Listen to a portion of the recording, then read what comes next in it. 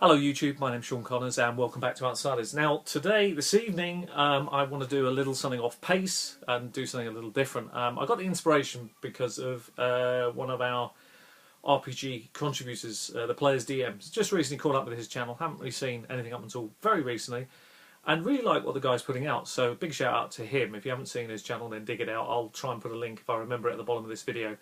I'm sure I'll be reminded if I forget, but a really good idea. Some stuff that he's doing on there is very, very good for lots of different reasons. But I took a bit of inspiration from it, and I thought, well, back in the day, you know, it was a lot of fun as a GM to come up with ideas for traps and tricks and stuff, and that you might throw at the players. And I thought, wouldn't it be interesting? We had a little competition between us DMs out here. Nothing really serious, you know, just a bit of fun this weekend, over the next few days.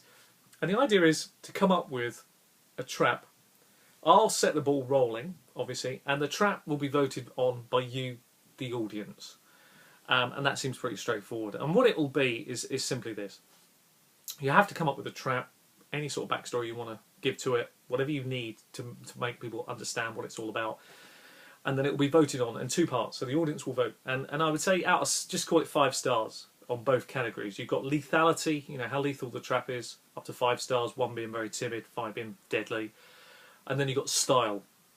So how classy, how stylish is that trap? What do you think about it? So you've got 2 parts, I think, is quite a good way of doing it. So I'll set the ball rolling and give you one of my favourite traps. Now, I wouldn't for 1 minute recommend that you play this in. I've only used it once, and that was many years ago, but it is very lethal, to say the least, in my mind. We'll see what you think as well.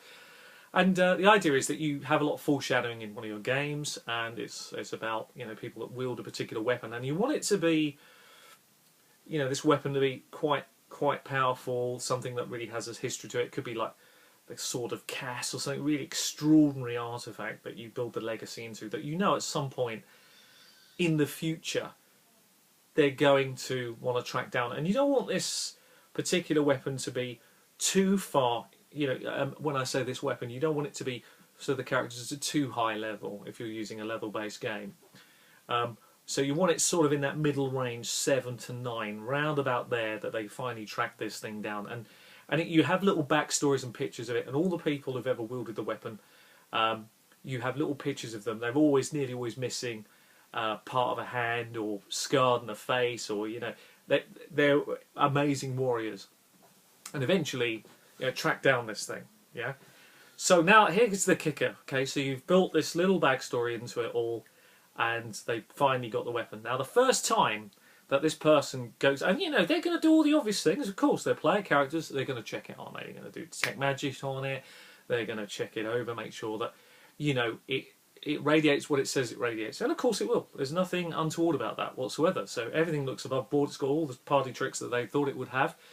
Except for one thing that most people always overlook. That the weapon itself has actually got a trick, a trap mechanism built in. It's not straightforward to spot, which is the beauty of it.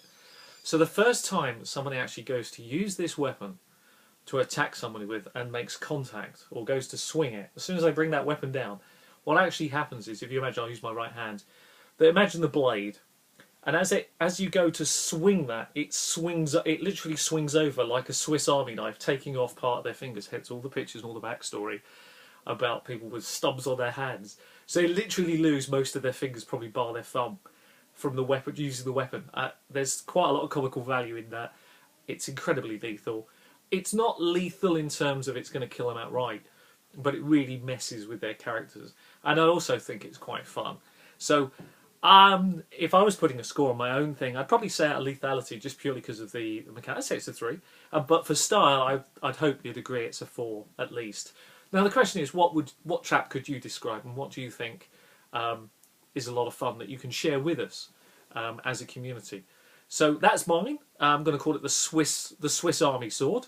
Hence it's my sort of throwback to the Duke of Cumberland, if you've not seen the videos, and the Swiss Navy that he was involved in. It's a throwback to that particular point. So I hope you like it. I look forward to seeing what you as the community can come up with, and tag your video on. Let's see what other traps are out there. Let's see what other people have got for ideas. I can't wait to hear them. Anyway, thanks again. I've been Sean Connors. This has been Outsiders. Till the next time, happy gaming. Bye-bye.